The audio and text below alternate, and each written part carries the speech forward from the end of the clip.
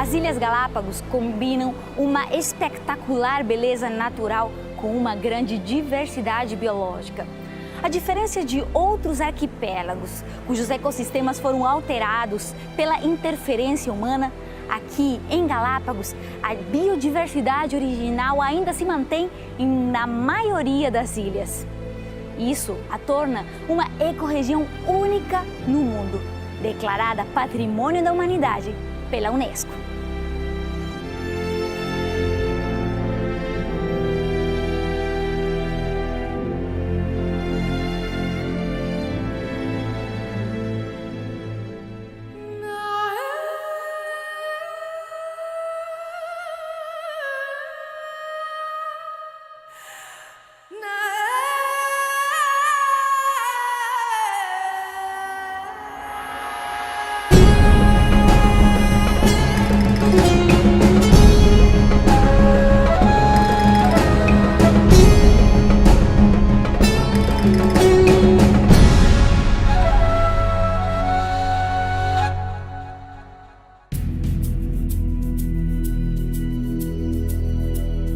Biodiversidade, vida e variação da vida em um mundo tão rico em formas e cores, em desenhos e sabores, que apesar de chamarmos de casa, não conhecemos mais do que o equivalente a um pequeno quarto. Tamanho é o desconhecimento sobre os habitantes com quem compartilhamos nosso planeta, que alguns afirmam que a ciência sabe mais sobre a quantidade de estrelas em nossa galáxia do que a quantidade de espécies na Terra.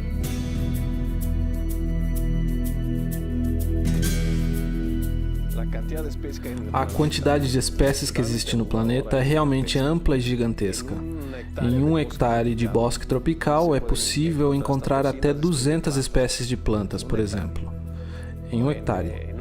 Em um estudo que fizemos, por exemplo, com os morcegos, em uma pequena ilha do Bosque Mbene, de aproximadamente meio hectare, tem 21 espécies de morcegos, ou seja, a riqueza das espécies é incrível. A taxa de descobrimento de novas espécies é muito grande. Anualmente, estima-se que esteja entre 6% e 10% a taxa de descobrimento. Ainda está se discutindo quantas espécies existem, mas existe mais ou menos um consenso de que conhecemos em torno de 2% e 3% do que existe no planeta. Conhecemos de nome e sobrenome. Meu nome e sobrenome é Homo sapiens, então conhecemos por nome e sobrenome em torno de 2 milhões de espécies. Mas é estimado que possam existir entre 20 e 30 milhões de espécies. Estamos apenas arranhando a superfície do que conhecemos. Uma coisa que está relacionada a isto é que conhecemos bem há muito pouco, mas estamos perdendo muito rápido. Estamos aumentando as taxas de extinção sem conhecer realmente aquilo que temos. É como se alguém tivesse nos deixado uma conta bancária com dinheiro e não sabemos quanto dinheiro tem, mas já estamos gastando e gastando dinheiro e em algum momento ele vai acabar. E se não sabemos o quanto temos, como podemos saber exatamente o que estamos perdendo? Nossa vida depende diretamente da biodiversidade. E ainda que este conceito seja em sua essência simples, sua abrangência se estende a conceitos extremamente complexos.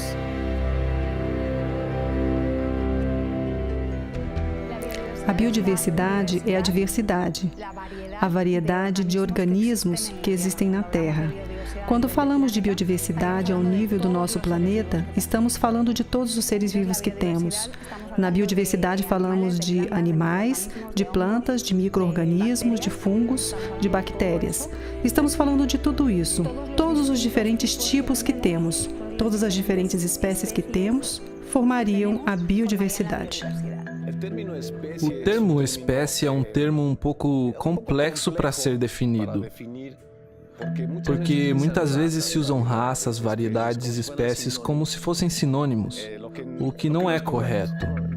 Basicamente, uma espécie se refere a um grupo de organismos que são capazes de se reproduzir entre si e dar futuras gerações viáveis, que também serão capazes de se reproduzir entre si e perseverar no tempo. Às vezes isso não acontece. Eu posso cruzar, por exemplo, uma égua com um jumento e nós temos um asno. Normalmente o asno não consegue se reproduzir depois. Então isso se torna uma variedade. As variedades, no geral, não são capazes de se reproduzir entre si e formar a mesma espécie. Então, espécie é um termo complexo que ainda está, de fato, em discussão no âmbito científico e no âmbito biológico. Por exemplo, um dos problemas é essa própria reprodução está limitada a uma região geográfica ou não. Quantas gerações precisa ter essa reprodução para que possa ser chamada de espécie, etc. O que acontece é que essa definição não é válida para todos os organismos. Porque, por exemplo, quando falamos de bactérias, as bactérias não têm sexos separados e não se reproduzem entre elas. Mas elas se dividem. A célula se divide pela metade e essa é a sua forma de se reproduzir. Aí temos que encontrar outra forma de definir a espécie. Existem muitas plantas que são hermafroditas, que têm dois sexos, mas na mesma planta. Ou têm flores masculinas e femininas, ou até mesmo a própria flor pode se autopolinizar. Quando não temos a reprodução, não temos dois sexos separados e não temos a reprodução. É mais difícil delimitar o que seria uma espécie. Em outro tema, temos o mesmo problema, por exemplo, quando queremos falar de espécies fósseis. Quando queremos delimitar o que é uma espécie que não existe mais, que não vive, que não temos espécimes vivos na atualidade, mas que todos são fósseis. Não podemos usar a definição da reprodução. Temos que buscar outra maneira. Então, existem vezes que, nesses casos, temos que olhar a morfologia. Organismos que são muito parecidos entre si, morfologicamente, e distintos de outros grupos. O reino vegetal tem uma infinidade de espécies e uma diversidade muito grande, não só em espécies, mas também em formas, tamanhos, não é? Em cores. Então, essa diversidade se dá de várias formas, né? A maneira como os taxonomistas de plantas identificam uma planta, em geral, é as angiospermas, né? Pela flor. Então, o sistema floral, o sistema reprodutivo da planta é que dá a identificação da planta. E dá a família, depois o gênero e depois a espécie. Então, há milhares de espécies no reino vegetal. E elas podem ser muito pequenininhas, de poucos centímetros, até árvores enormes de dezenas de metros, não é? Então, existe uma grande diversidade no reino vegetal também. Para poder entender a biodiversidade, normalmente ela é categorizada ou estruturada em diferentes níveis hierárquicos. Então podemos encontrar biodiversidade em níveis hierárquicos mais baixos, por exemplo, nível genético, a diversidade de genes, cromossomos, etc. Podemos encontrar biodiversidade no nível de indivíduos, basicamente sexos, masculinos, femininos, inclusive variedades, raças, espécies, etc., podem estar dentro do termo indivíduo. O nível seguinte são as populações, que é o conjunto de indivíduos, que vivem em uma área em particular. O conjunto de populações está em outro nível, que seriam as comunidades. As comunidades são definidas como conjunto de populações que utilizam mais ou menos os mesmos recursos e que estão localizados em uma área em particular. E da comunidade, do conjunto de comunidades, surge mais outro nível, que seriam os ecossistemas, ou biomas, ou habitats, como quiser chamar, mas estamos falando ao nível ecossistêmico. Então, a biodiversidade, que tem um termo simples, está estruturada em categorias. Mas a biodiversidade também pode estar estruturada pela forma em que funciona. Não somente temos a estrutura, que são os organismos e os diferentes níveis até ecossistema, mas também a forma em que estes organismos estão funcionando. Pode funcionar a nível molecular ou a nível supramolecular, que é basicamente dos habitats. Por exemplo, na regulação da água, na regulação dos ciclos de carbono, na polinização, na dispersão de sementes. A biodiversidade começa com um conceito muito simples, a variedade da vida, mas começa a ficar mais complexo nos níveis de formação e de estrutura da biodiversidade. Diversidade tão complexa que assombra, variedade tão extensa que evidencia a limitação do saber humano. E apesar do método eficaz proporcionado pela ciência para o estudo do comprovável, ainda existem perguntas fundamentais que estão muito além do reproduzível. Vemos na natureza as árvores, os insetos, os peixes, os pássaros, e nós nos perguntamos como estas coisas surgiram. Isso é o que a teoria da evolução tenta explicar e também é o que a criação tenta explicar. É a razão que nós pensamos sobre a origem destas coisas. Do ponto de vista da evolução, existe um tipo de divisão. Nós podemos explicar estas coisas sem falar de um Criador? E Charles Darwin tinha esse objetivo em mente. Ele queria tentar explicar estas coisas sem fazer referência a um Criador. Então, ele observou na natureza que existem mais descendentes produzidos do que espaço no habitat para que todos sobrevivam. Ele observou que existem variações, que alguns descendentes são mais fortes, que alguns descendentes produzem mais descendentes do que outros. Então, ele se deu conta de que aqueles que sobrevivessem mais seriam os mais fortes, ou os mais inteligentes, ou de alguma forma, os mais bem-sucedidos. Dessa forma, ele desenvolveu sua teoria da seleção natural. Note o termo que ele usou, seleção natural. Ele escolheu esse termo intencionalmente porque ele não queria mencionar a Deus ali. Ele está excluindo tudo o que Deus talvez possa fazer ao usar o termo seleção natural. Agora, a pergunta é: a teoria de Darwin consegue explicar? Ela é bem-sucedida? E eu acho que não. Ela absolutamente não é bem-sucedida, mas ela sim explica algumas coisas. Enquanto Darwin esteve aqui nas ilhas, os tentilhões realmente não chamaram muito a sua atenção. Foi só no seu retorno à Inglaterra, depois de várias conversas com outros cientistas, que seus olhos se voltaram para estes pequenos passarinhos. Na verdade, se quisermos falar sobre um pássaro importante para Darwin na sua passagem pelas Galápagos, devemos considerar outro bem diferente.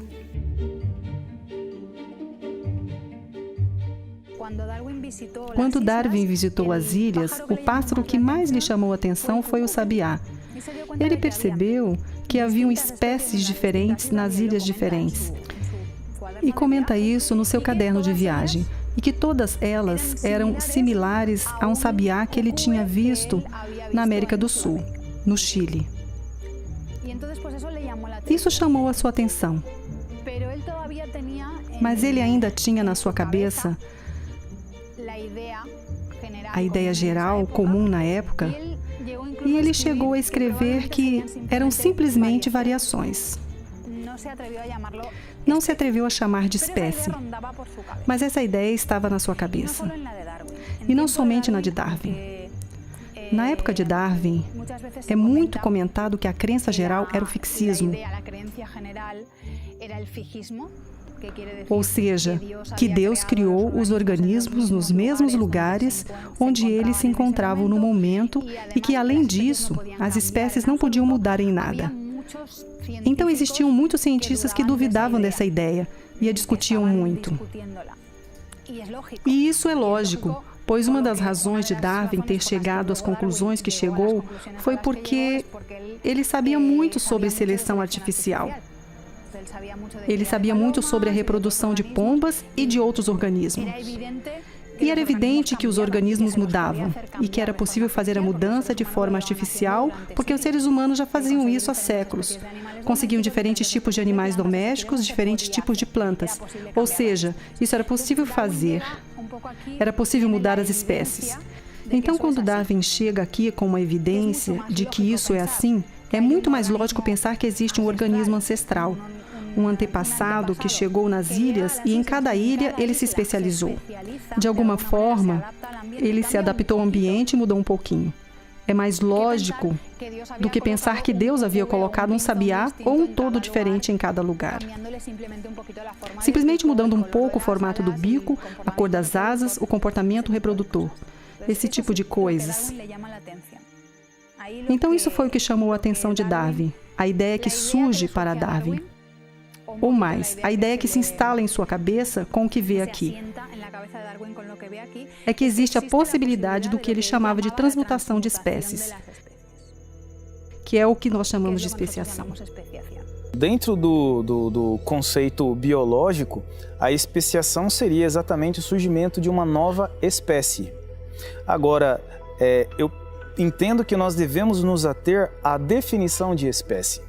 Porque, veja bem, exemplos de especiação que nós temos, que são frequentemente encontrados nos livros, textos adotados nas escolas e nas universidades no Brasil, imagine você com uma determinada população de salamandras, onde essas salamandras podem cruzar entre si e originar descendentes férteis.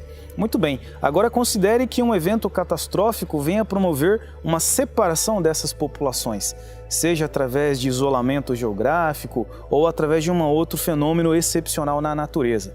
Depois de certo tempo, essas duas populações que tiveram origem em uma mesma população anterior perdem a capacidade de cruzamento entre si. Então, utiliza-se aqui a terminologia surgimento de uma nova espécie. Ora, se olharmos novamente a informação genética existente na população inicial e na nova população, perceberemos que novamente se trata de apenas de uma recombinação da informação já existente. Então não há nenhuma novidade. A novidade trata-se apenas de condições em função de influências ambientais que as duas populações desenvolveram. Uma muda o seu período de produção de gametas em comparação ao outro. A outra vai ter uma pigmentação na pele diferente em detrimento ao outro grupo que não mais a reconhece como parceiro para acasalamento. Mas em termos de informação, é a mesma. Desde a passagem de Darwin pelas Galápagos, este arquipélago se tornou um dos principais protagonistas em grande parte dos livros de biologia. Entre seus principais personagens se encontra um réptil muito particular, que além de ser o único no mundo por suas características, é um belo exemplar do processo de especiação. Um dos animais pelos quais as Ilhas Galápagos são conhecidas e que são muito característicos são as iguanas. Basicamente, existem dois tipos básicos de iguanas, que são as iguanas terrestres e as iguanas marinhas. Dentro das iguanas terrestres existem várias espécies. Uma delas foi descoberta recentemente, que é a iguana rosa. Mas, no geral, elas são muito similares entre elas, com características similares. Varia o tamanho, a cor e algumas pequenas diferenças, mas são todas iguanas terrestres. E depois temos aqui, digamos, que seja mais especial, que seria a iguana marinha, porque é o único lagarto marinho do mundo. É o único lagarto que passa um tempo considerável dentro da água, que se alimenta na água, que é capaz de nadar e mergulhar em água marinha.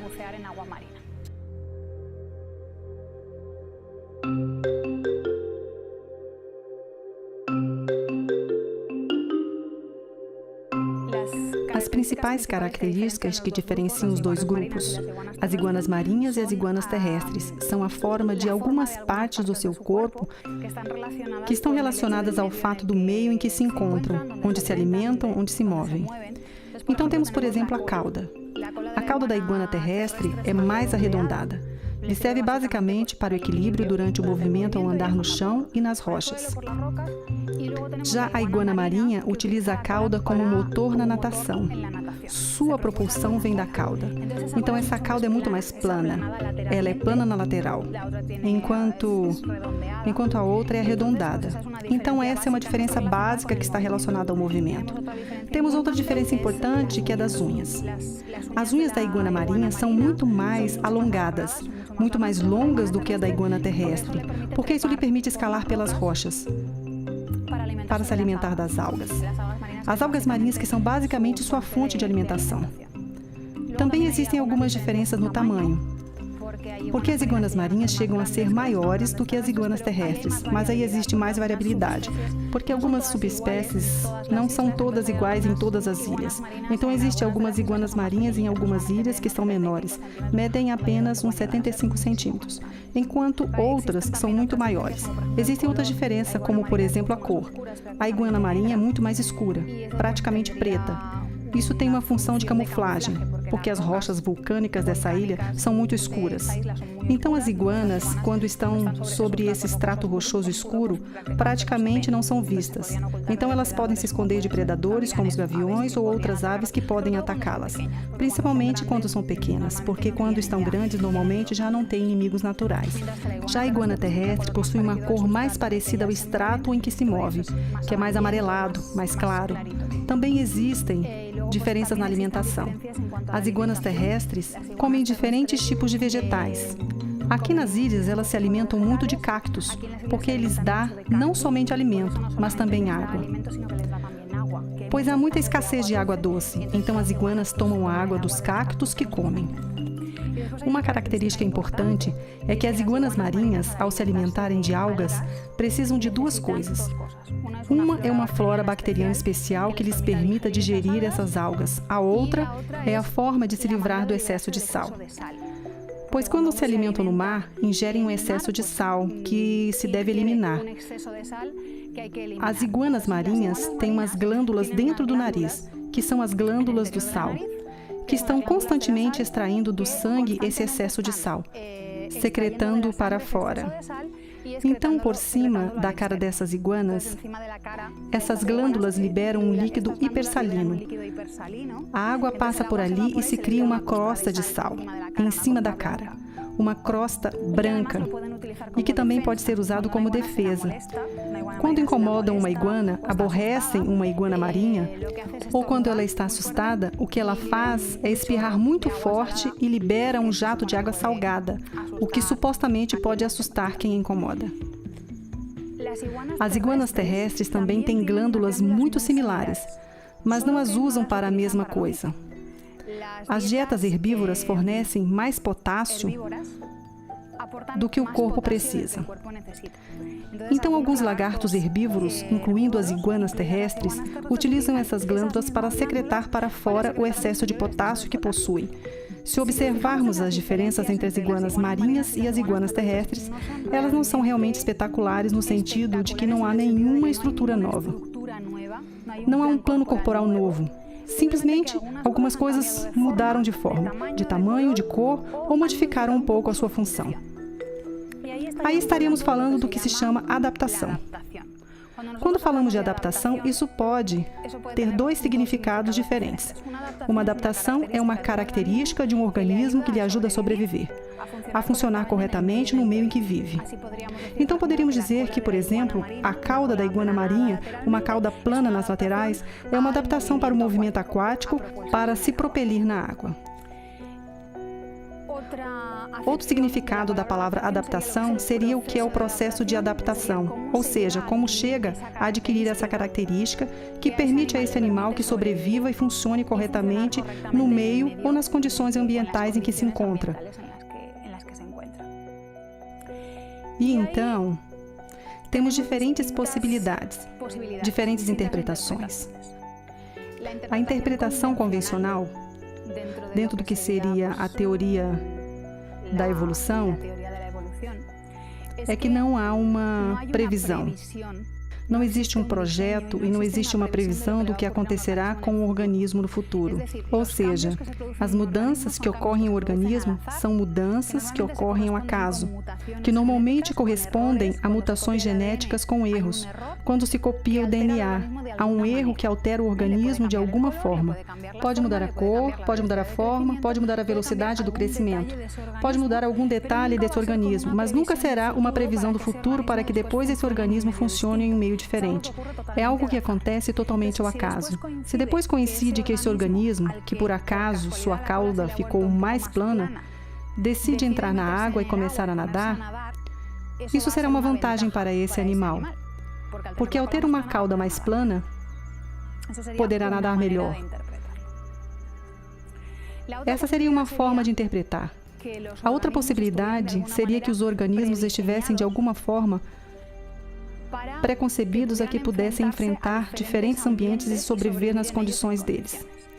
Seria dizer que o organismo tem ali a informação genética para ter a cauda de diferentes formas, mais achatadas ou menos, ou mais arredondada, ou as unhas mais longas ou curtas, ou uma cor diferente, e que toda essa informação já esteja de alguma forma na população e que depois essas características simplesmente se manifestem no organismo quando necessário.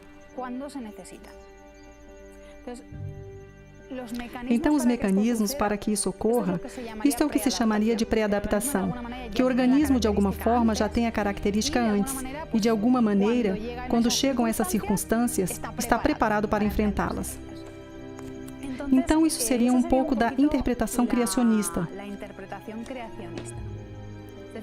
Quer dizer, nós pensamos que temos um desenhista por trás das maravilhas da natureza, que quando cria os organismos, já os prepara para que possam enfrentar diferentes condições ambientais e possam sobreviver. Que possam mudar ligeiramente, mas estamos falando de alguns limites. As mudanças têm algumas limitações e estaríamos falando do tipo de mudança onde não aparecem estruturas novas, porque uma estrutura nova requer informação genética nova. É necessário algo novo, nova informação. E informação nova não é barato. A melhor forma de se conseguir é através de algum tipo de contribuição inteligente de fora do sistema, introduzindo no sistema as informações. Isso é o que os criacionistas têm para oferecer.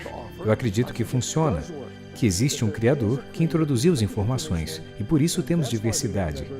A teoria de Darwin explica por que temos pequenas variações aqui e ali. Esse tipo de coisa é sim muito útil, mas não explica a grande questão: como surgiram os peixes inicialmente?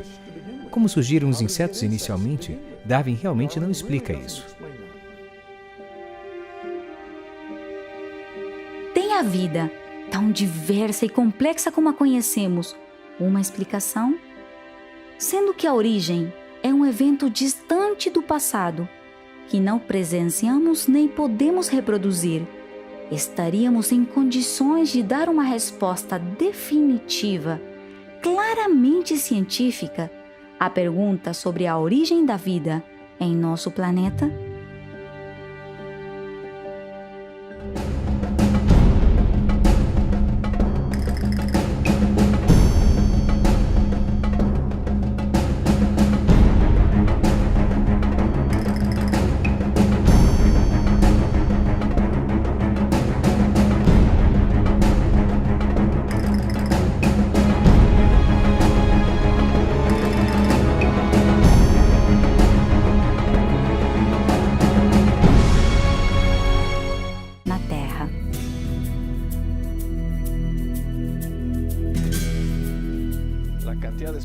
A quantidade de espécies que existe no planeta é realmente ampla e gigantesca.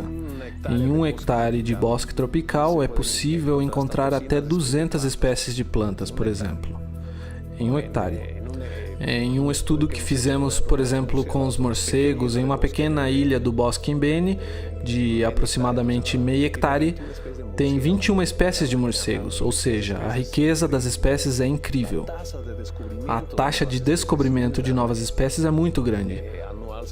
Anualmente, estima-se que esteja entre 6% e 10% a taxa de descobrimento. Ainda está se discutindo quantas espécies existem, mas existe mais ou menos um consenso de que conhecemos em torno de 2% e 3% do que existe no planeta.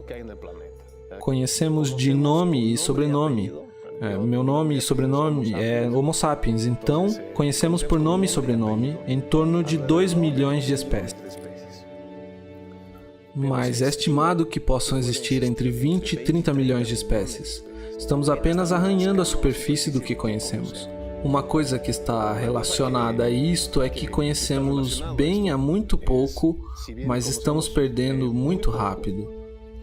Estamos aumentando as taxas de extinção sem conhecer realmente aquilo que temos. É como se alguém tivesse nos deixado uma conta bancária com dinheiro e não sabemos quanto dinheiro tem, mas já estamos gastando e gastando dinheiro e em algum momento ele vai acabar. E se não sabemos o quanto temos, como podemos saber exatamente o que estamos perdendo? Nossa vida depende diretamente da biodiversidade. E ainda que este conceito seja em sua essência simples, sua abrangência se estende a conceitos extremamente complexos.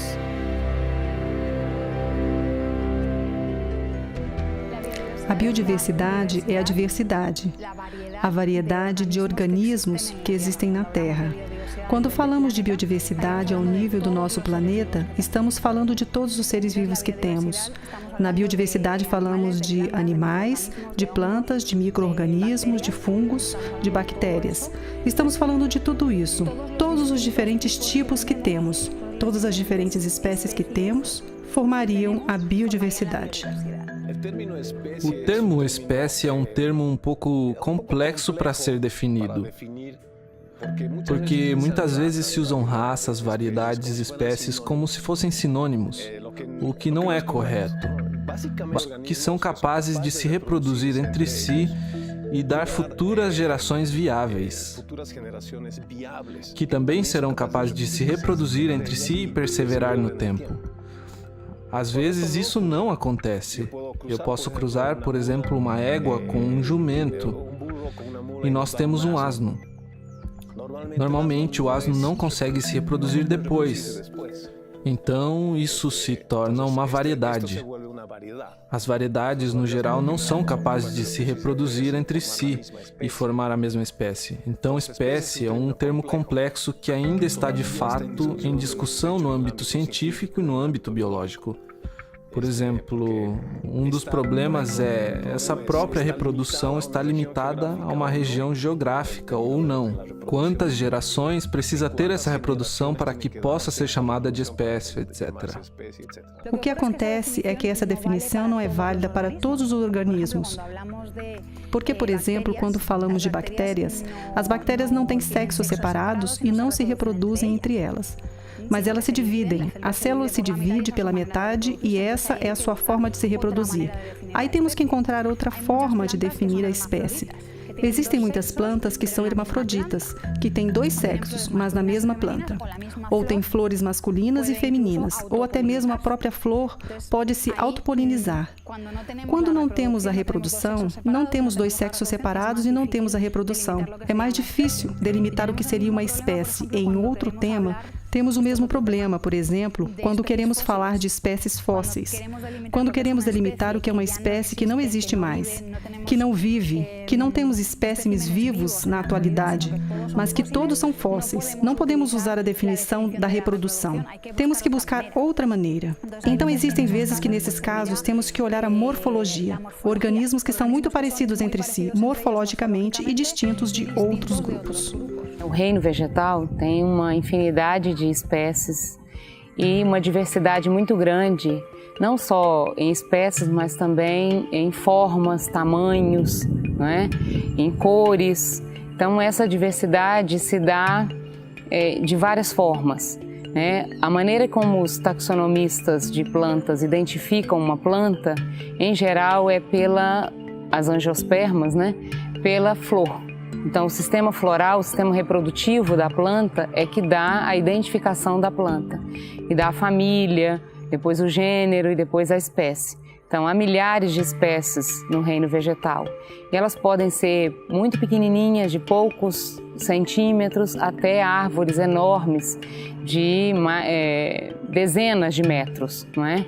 Então, existe uma grande diversidade. Ela, sim, explica algumas coisas. Enquanto Darwin esteve aqui nas ilhas, os tentilhões realmente não chamaram muito a sua atenção. Foi só no seu retorno à Inglaterra, depois de várias conversas com outros cientistas, que seus olhos se voltaram para estes pequenos passarinhos. Na verdade, se quisermos falar sobre um pássaro importante para Darwin na sua passagem pelas Galápagos, devemos considerar outro bem diferente.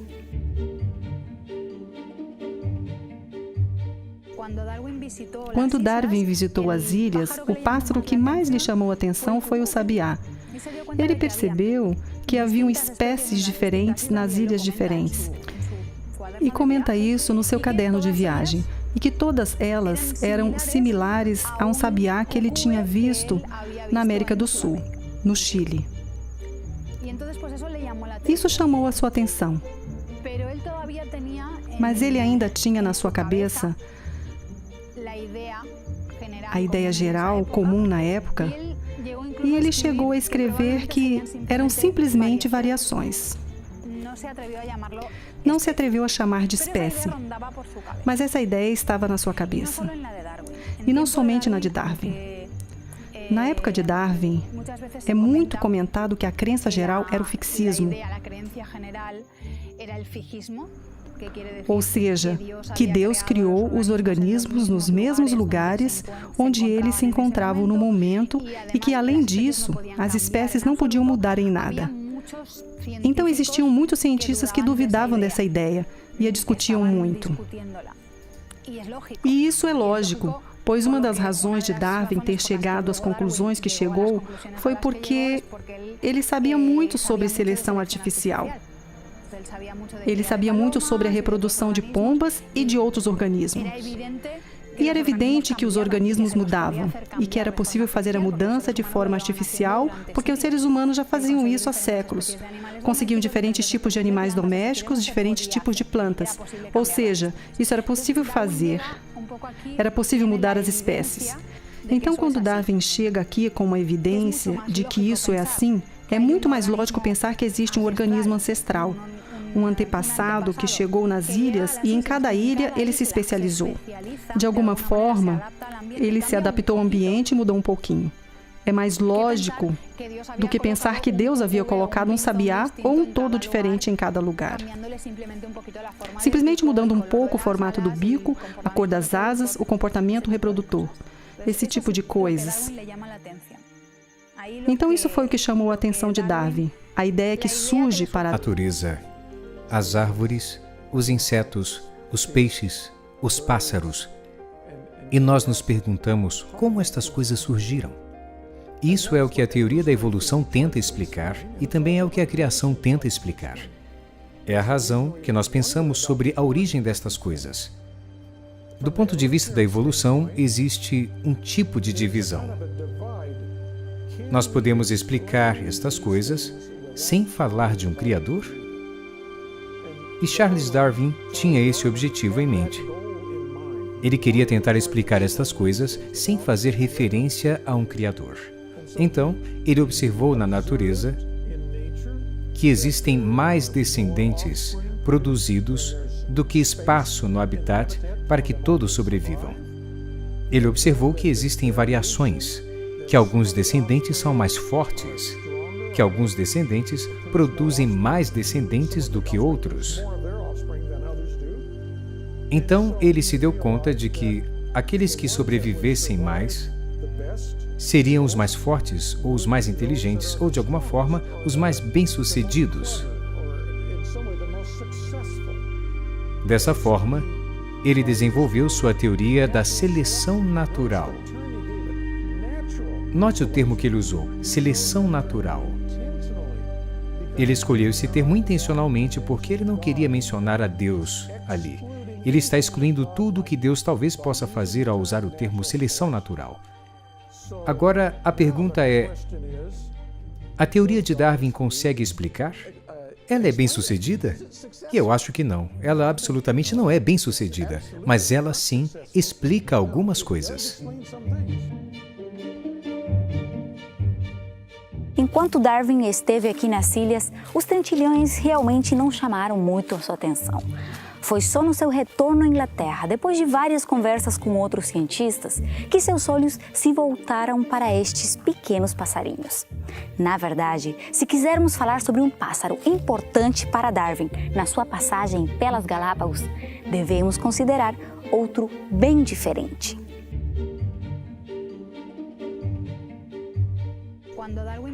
Quando Darwin visitou as ilhas, o pássaro que mais lhe chamou a atenção foi o sabiá. Ele percebeu que haviam espécies diferentes nas ilhas diferentes. E comenta isso no seu caderno de viagem, e que todas elas eram similares a um sabiá que ele tinha visto na América do Sul, no Chile. Isso chamou a sua atenção. Mas ele ainda tinha na sua cabeça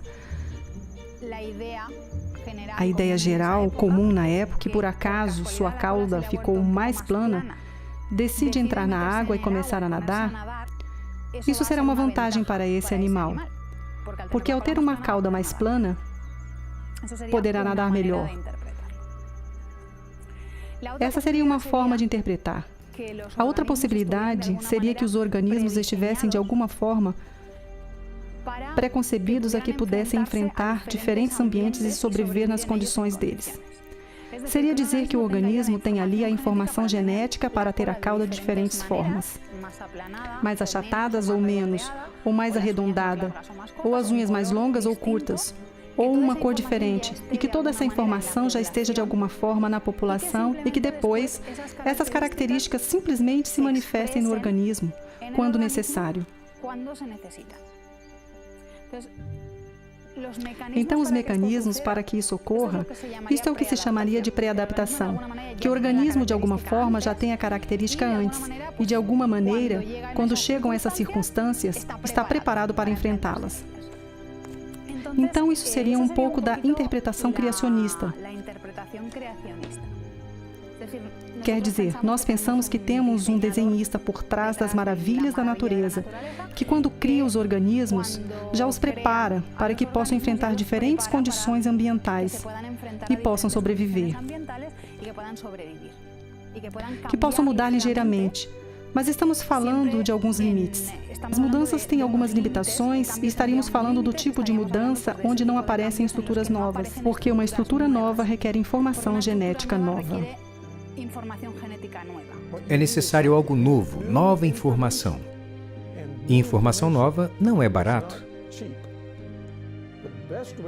A melhor forma de se conseguir é através de algum tipo de contribuição inteligente de fora do sistema, introduzindo no sistema as informações. Isso é o que os criacionistas têm para oferecer. Eu acredito que funciona, que existe um Criador que introduziu as informações, e por isso temos diversidade. A teoria de Darwin explica por que temos pequenas variações aqui e ali. Esse tipo de coisa é sim muito útil, mas não explica a grande questão: como surgiram os peixes inicialmente? Como surgiram os insetos inicialmente? Darwin realmente não explica isso. Tem a vida, tão diversa e complexa como a conhecemos, uma explicação? Sendo que a origem é um evento distante do passado, que não presenciamos nem podemos reproduzir, estaríamos em condições de dar uma resposta definitiva, claramente científica, à pergunta sobre a origem da vida em nosso planeta? E formar a mesma espécie. Então, espécie é um termo complexo que ainda está de fato em discussão no âmbito científico e no âmbito biológico.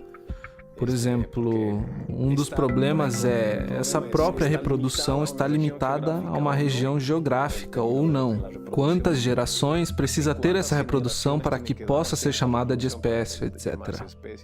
O que acontece é que essa definição não é válida para todos os organismos. Porque, por exemplo, quando falamos de bactérias, as bactérias não têm sexos separados e não se reproduzem entre elas. Mas elas se dividem. A célula se divide pela metade e essa é a sua forma de se reproduzir. Aí temos que encontrar outra forma de definir a espécie.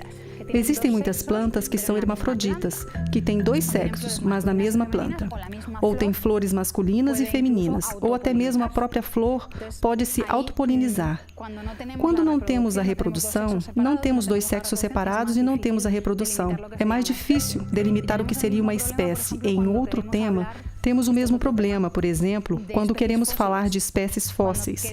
Quando queremos delimitar o que é uma espécie que não existe mais, que não vive, que não temos espécimes vivos na atualidade, mas que todos são fósseis. Não podemos usar a definição da reprodução. Temos que buscar outra maneira. Então, existem vezes que, nesses casos, temos que olhar a morfologia. Organismos que são muito parecidos entre si, morfologicamente, e distintos de outros grupos.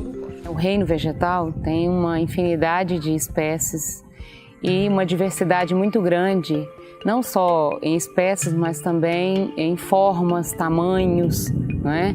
Em cores. Então, essa diversidade se dá de várias formas. A maneira como os taxonomistas de plantas identificam uma planta, em geral, é as angiospermas, pela flor. Então, o sistema floral, o sistema reprodutivo da planta é que dá a identificação da planta. E dá a família, depois o gênero e depois a espécie. Então, há milhares de espécies no reino vegetal. E elas podem ser muito pequenininhas, de poucos centímetros, até árvores enormes de dezenas de metros, não é? Então, existe uma grande diversidade no reino vegetal também. Para poder entender a biodiversidade, normalmente ela é categorizada ou estruturada em diferentes níveis hierárquicos.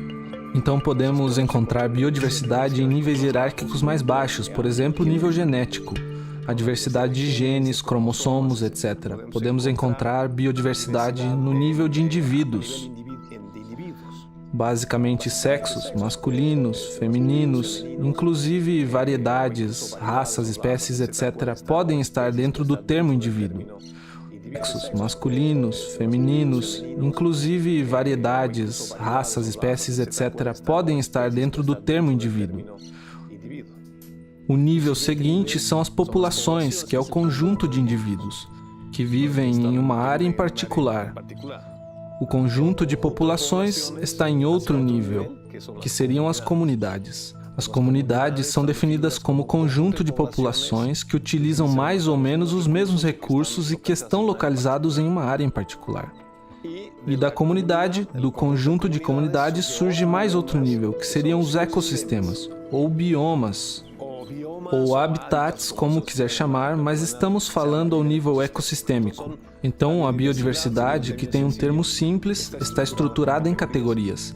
Mas a biodiversidade também pode estar estruturada pela forma em que funciona.